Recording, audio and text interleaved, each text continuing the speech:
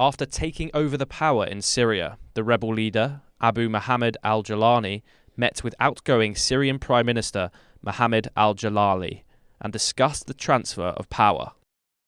Mohammed Bashir, who heads the rebels' salvation government in their northwest Syria bastion, was also in attendance. Bashir's name has been circulating as the most likely candidate for Prime Minister in the transitional post-Assad administration.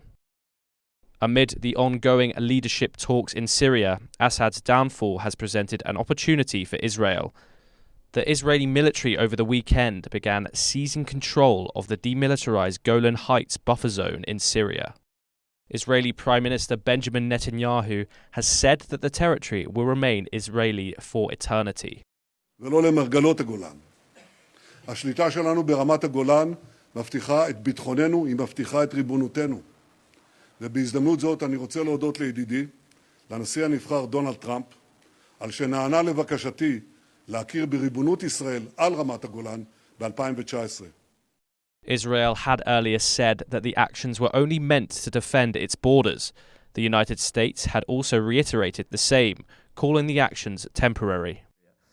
The second thing that is important is that Israel has said that these actions are temporary to defend its borders. These are not permanent actions.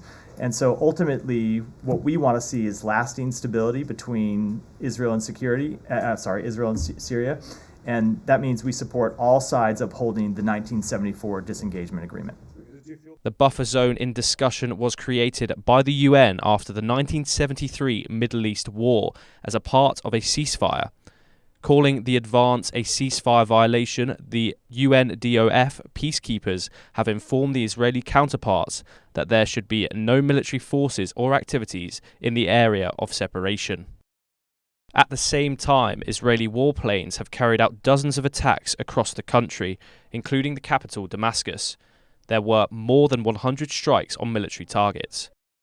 Israel says that it is acting to stop weapons from falling into the hands of extremists following the overthrow of the Assad regime. Meanwhile, families desperately scoured the filthy cells of Syria's forbidding Sedana prison for any signs of long-detained relatives after its gates were flung open by rebels.